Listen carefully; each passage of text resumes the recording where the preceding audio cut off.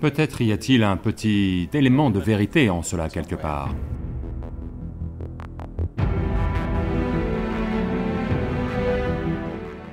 Si un extraterrestre arrive, c'est une chose tellement fantastique. Quelque chose d'absolument nouveau est entré dans notre vie. Les êtres humains ont toujours fait des choses incroyables, mais ils n'ont jamais eu les médias.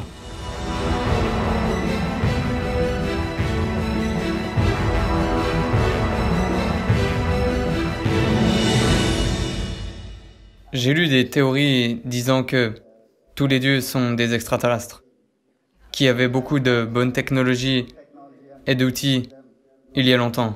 Qu'en pensez-vous? Merci. Parce que normalement quand on dit Dieu, les gens lèvent les yeux, ils doivent forcément être des extraterrestres. Manifestement, ils ne résident pas sur cette planète, donc ils doivent être des extraterrestres. Je sais que des tas de théories circulent.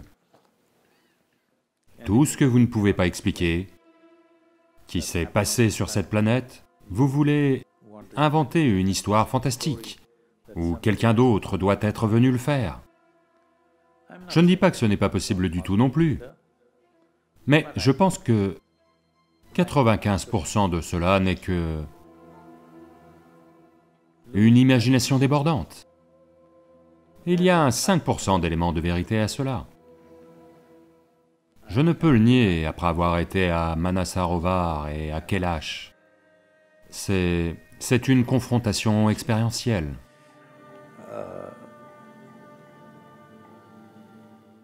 C'est une rencontre expérientielle, donc je ne peux pas le nier.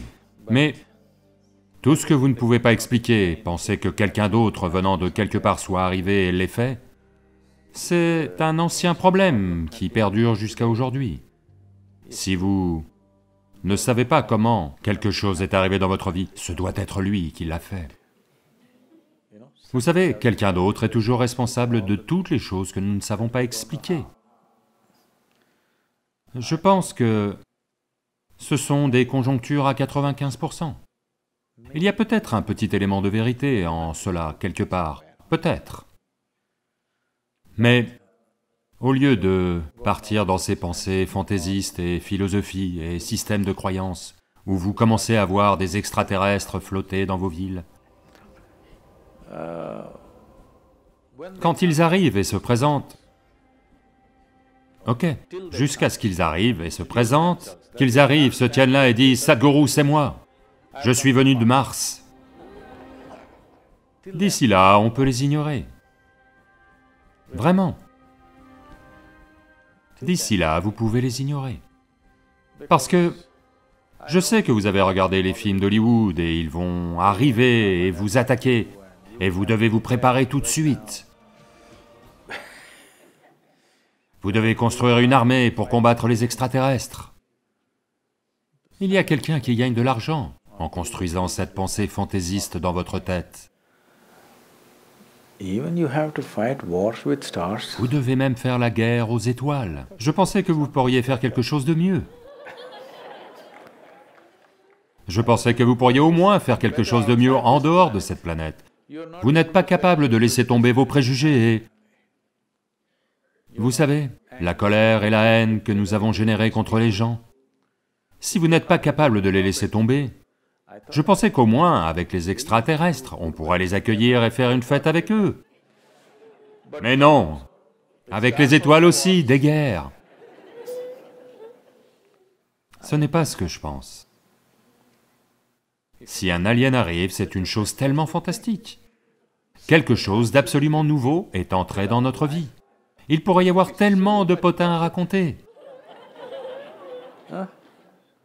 Et vous pourriez partager tant de choses, vos perspectives sur le jus du coin. Et ils pourraient avoir leur propre jus. Ça pourrait être une interaction fantastique. Enfin, vous dites, ils sont venus, et ils ont construit ceci, ils sont venus et ont construit les pyramides, ils sont venus et ont construit les temples mayas, ils sont venus et ont construit le temple indien de Kailash. Vous savez, ça continue.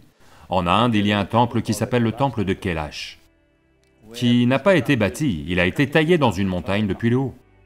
D'accord? Ils ont sorti quelques 4 millions de tonnes de roches. Je veux que vous compreniez ce que je dis. C'est comme si, disons que cette chose tout entière soit une roche, et que nous ayons taillé cette salle dans ce rocher. D'accord?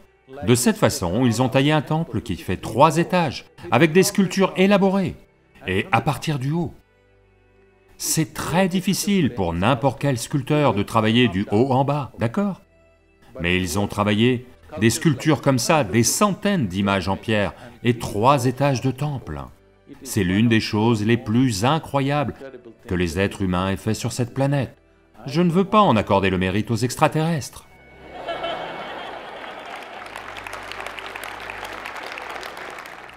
Quand j'ai visité ce temple de Kailash pour la première fois, je me suis senti fier d'être un être humain.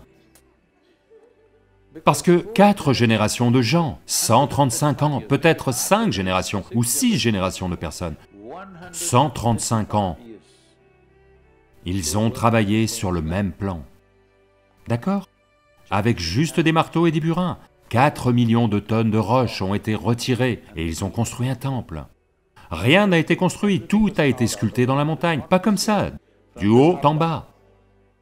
C'est l'œuvre d'ingénierie et d'artisanat la plus incroyable que les êtres humains aient exposée sur cette planète. Quand j'y suis allé, ma poitrine s'est gonflée. Il y a tant de choses que les êtres humains font dont nous devrions avoir honte. Mais il y a beaucoup de choses qu'ils ont faites dont on peut vraiment être fier. Je ne veux pas accorder le mérite aux aliens. Non, les êtres humains l'ont fait. Les êtres humains ont toujours fait des choses incroyables, mais ils n'ont jamais eu les médias. Seuls ceux qui ont fait des choses horribles ont eu les médias. Encore aujourd'hui, n'est-ce pas? Donc, peu importe qui l'a fait, les extraterrestres l'ont fait, les êtres humains l'ont fait, ce que nous faisons en tant que génération de personnes est très important. Allons-nous créer quelque chose dans ce monde tel que les générations futures regarderont en arrière et diront « Waouh, ces gens de la génération du 21e siècle, ils ont fait des choses tellement fantastiques !» Quelque chose qui les rendra fiers d'être humains, pas honteux d'être humains. Faisons quelque chose comme ça.